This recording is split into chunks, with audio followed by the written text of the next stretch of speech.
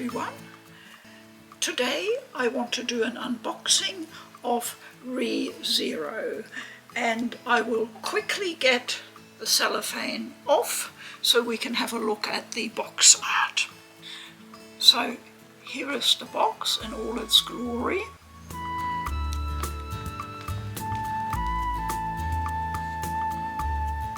And it's got quite a long title, as you can see. I just call it The Prophecy of the Throne. I just wanted to show you I was surprised about the box size when I received it. And I thought, oh, there seems to be a trend here.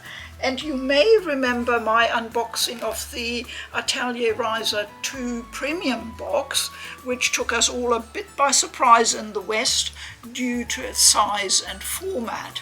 So it's not quite as big as the Riser box, but I detect quite a bit of a trend here. It seems to be the fashionable format at the moment.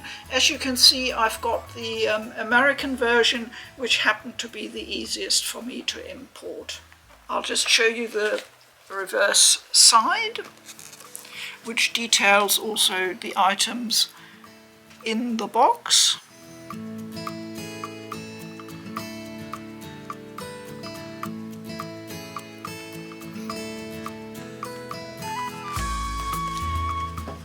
So here we have the slipcase and the box. Yes, the box design is the same artwork.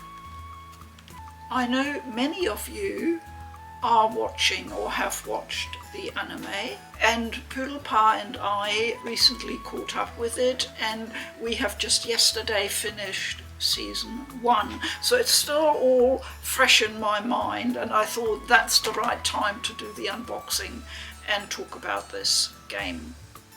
What is ReZero? I would say it is a particularly wild, unusual, constantly surprising roller coaster ride of a story. I think we're used to having all sorts of really quite out there ideas and stories being told in anime. That's how anime should be, I think, constantly surprising us. But ReZero is certainly in a class of its own. It starts out with what seems to be quite a well-established trope by now, which is the protagonist, who in this case is called Subaru Natsuki, being suddenly transported into another parallel kind of world, a fantasy world. So it's your typical isekai or other world set up for an anime, and you think, oh yeah, I know how this goes, and you know, he has to find his place in this world. Well, it gets really weird from then on. There is a surprise around every corner. There is quite a lot of pretty gruesome violence in there. It gets quite dark at times. Occasionally then we have a lighter note again, but the protagonist, Subaru, is undergoing what is commonly called a rite of passage. It's really a question of character and personality development, and we followed that with great fascination. We certainly had a great time watching it. I was a bit skeptical about the game because, let's face it, licensed anime games do not have a very good track record. But I checked out a couple of reviews before ordering this one, and was surprised that they were pretty positive on the whole.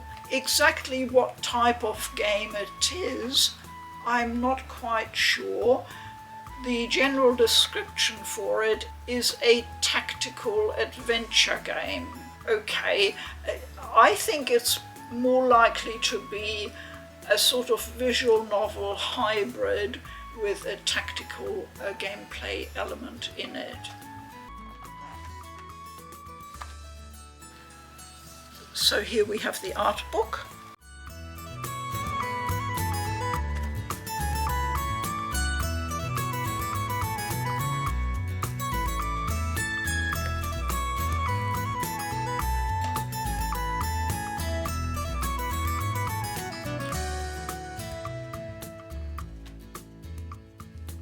So here we have all the goodies.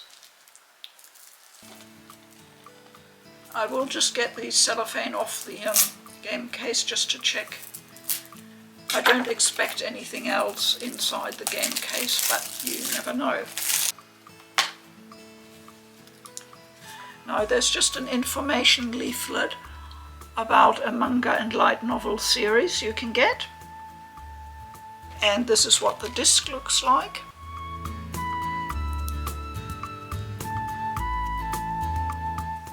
This is the cover design.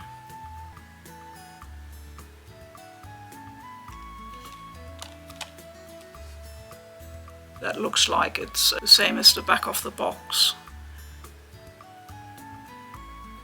And the cover is not reversible.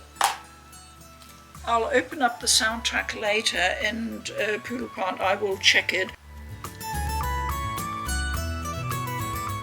Now this looks really nice. This is a steel book, a steel case.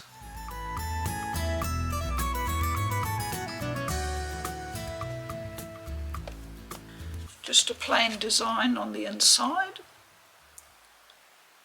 Not quite sure whose crest that is, whether that is the crest for Emilia. Very nicely done steel book. So the question always is, of course, with an anime, especially one that's had more than one season. In this case, I'm only aware of 2 seasons, that's all I can get here. Which part of the story arc does the game use to weave its own story?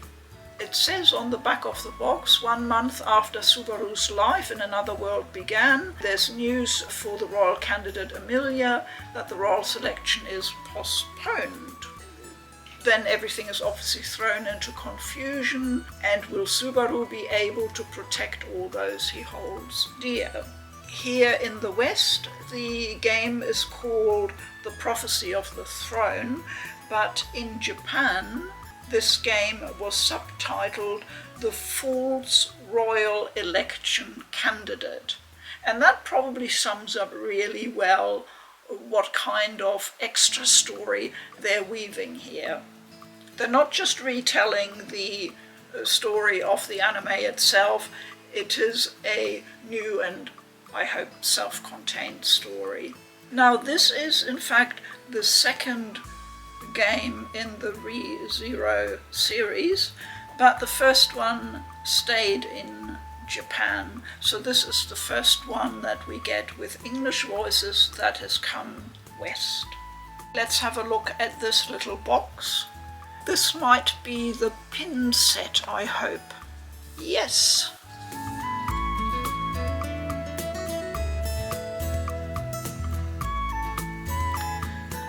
Now this looks really nice to me. At the top we have the protagonist Subaru Natsuki and the great love of his life Emilia, and at the bottom there are 2 maids, they're called Ram and Rem, and the blue-haired one is called Rem, and she has a special relationship with Subaru. But this character I don't recognize, so she might be specific to the game, I'm not quite sure. But those are very nice pins, nicely presented. So finally we take a look at the art book. You know how I love my art books. I will obviously try and keep spoilers at bay because I certainly don't want any for myself either. Now what I like straight away, on the very first page, there is some information from the people who worked on this game.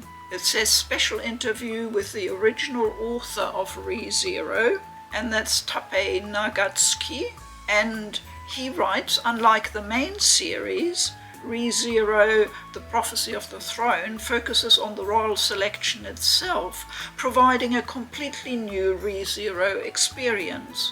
One of the greatest parts of this title is definitely the newly drawn original characters by Shinichiro Otsuka himself. Melty in particular had to have, this character mentioned is called Melty, and I'm pretty sure that's this character, which I wasn't able to identify earlier, so she's obviously new and specific to the game, and I won't go into any further details there. And the artist also provides a brief note saying, when working on this title, I used the documentations for each character I received from the original author, Nagatsuki Sensei, as a reference and came up with the designs for the new characters.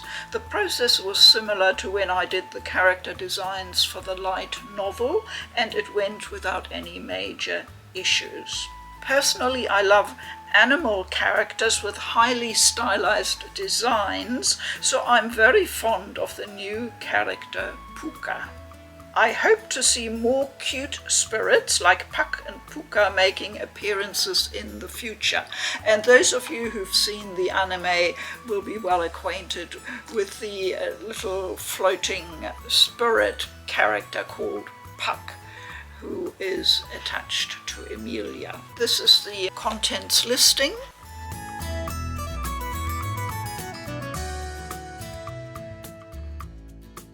This is the design for the new character Melty. And there are several other new characters that I don't recognize, but I just want to show you the one that was mentioned, the cute animal character, and that is Puka. I had to show you that one.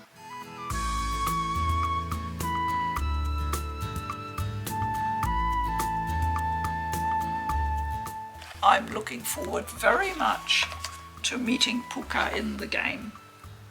And here is the design for Subaru, our protagonist, and Emilia.